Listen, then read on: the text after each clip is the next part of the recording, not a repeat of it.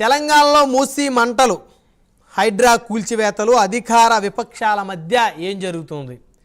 So మొత్తానికి హైడ్రా ఏదైతే హైదరాబాదు నగరం పూర్తి స్థాయిలో మునిగిపోతుంది, చిన్నపాటి వర్షాలకే మోకాలు లోతు నీరు చేరుతూ ఉంది, చెరువులు కుంటలు కబ్జాకు గురయ్యాయి.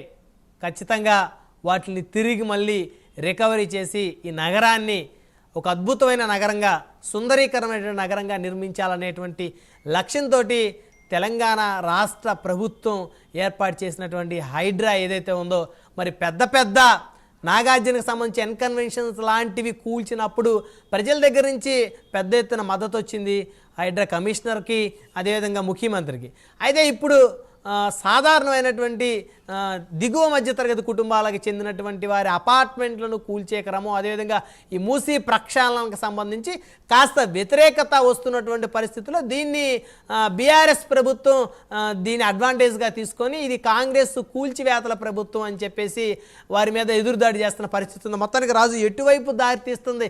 హైడ్రా అనేది బీఆర్ఎస్కి ఒక ఆయుధంగా మారబోతుందా భవిష్యత్తులో?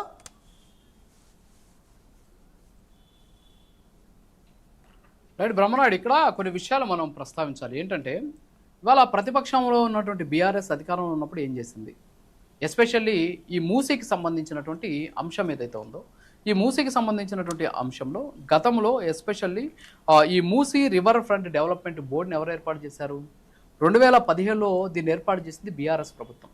2017లో బీఆర్ఎస్ ప్రభుత్వం ఏర్పాటు చేసిన తర్వాత 2018లో మూసీ నదికి ఇరువైపులా దాదాపు ఇరువైపులా ఈ 50 మీటర్లని బఫర్ జోన్గా ప్రకటించారు.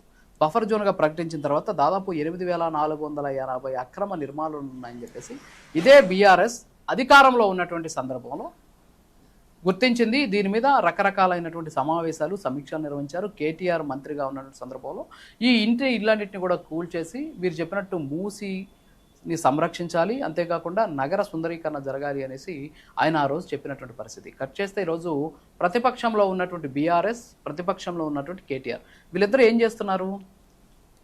కేటీఆర్ ఇవాళ మూసీ నదికి సంబంధించినటువంటి అంశాన్ని ఒక ఆయుధంగా మార్చుకొని ఈరోజు ప్రభుత్వం మీద విరుచుకుపడుతూ ఉన్నటువంటి పరిస్థితి. ఇక్కడ మనం రాజకీయాలు మాట్లాడట్లేదు, ఎవరు రైట్ ఎవరు రాంగ్ అనేది మనం చెప్పట్లేదు.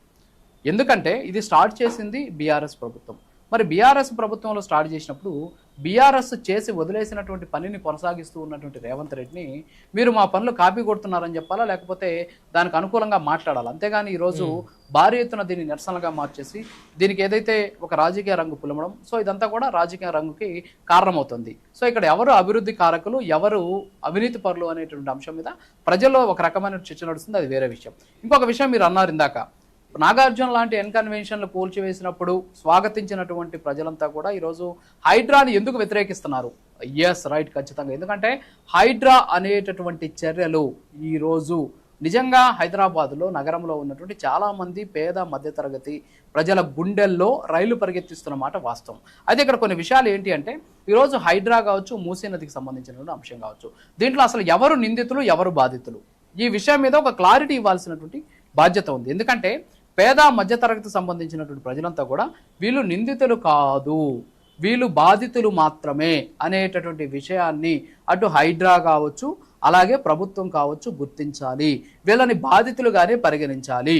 ఇక్కడ ఎవరు నిందితులు అంటే మీరు, అంటే ప్రభుత్వానికి సంబంధించినటువంటి వ్యవస్థలే ఇక్కడ నిందితులు.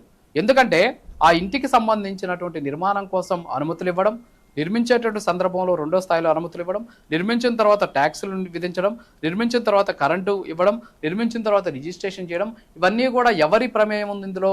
ప్రభుత్వ వ్యవస్థల ప్రమేయం ఉంది. సో ఇక్కడ బాధితులు ప్రజలైతే, నిందితులు ప్రభుత్వ వ్యవస్థ.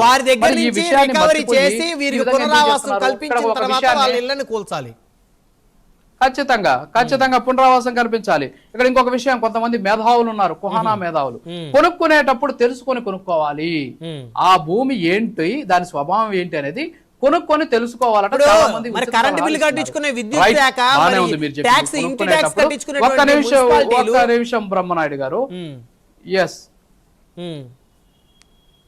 అదే కొనుక్కునేటప్పుడు తెలుసుకొని కొనుక్కోవాలి అన్నారు, బానే ఉంది.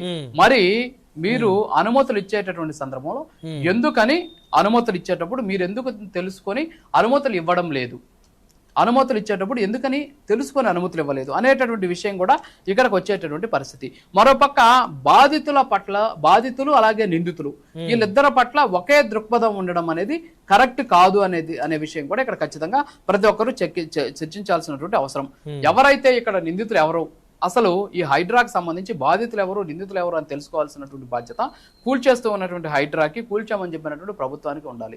ఇక నిందితులు ఎవరు అంటే ఇష్టం వచ్చినట్టు చెరువులను ఆక్రమించుకోవడం, అంటే తమ వ్యాపార అవసరాల కోసమో, తమ ఖ్యాతిని పెంచుకోవడం కోసమో, తమ విలాసాల కోసమో, తమ ఆస్తులను పెంచుకునేటటువంటి క్రమంలోనో ఇష్టం వచ్చినట్టు చెరువులు ఆక్రమించుకున్నటువంటి వాళ్ళే ఇక్కడ నిందితులు.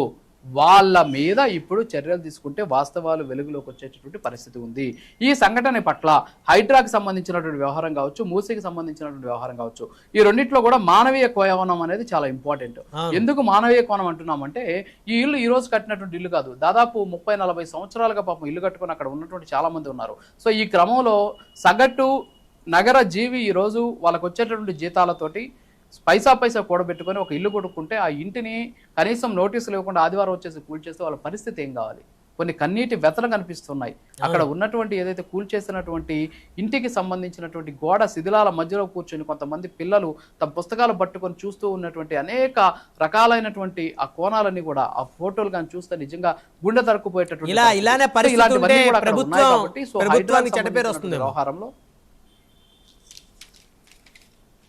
సో ఖచ్చితంగా దీని మీద ఇలాంటి చర్యలు తీసుకునే సందర్భంలో హైడ్రా ఖచ్చితంగా కొన్ని మానవీయ కోణాలను దృష్టిలో పెట్టుకోవాలి. వ్యవస్థల్ని, సంస్థల్ని మేనేజ్ చేయకుండా ఉన్నటువంటి పరిస్థితులకు ఆధారంగా నిందితులు ఎవరు, బాధితులు ఎవరు అనే విషయాన్ని దృష్టిలో పెట్టుకొని చేస్తే బాగుంటుంది అనేది అందరి యొక్క అభిప్రాయం. Right, thank you Raju. Right, మరిది ఇవాళ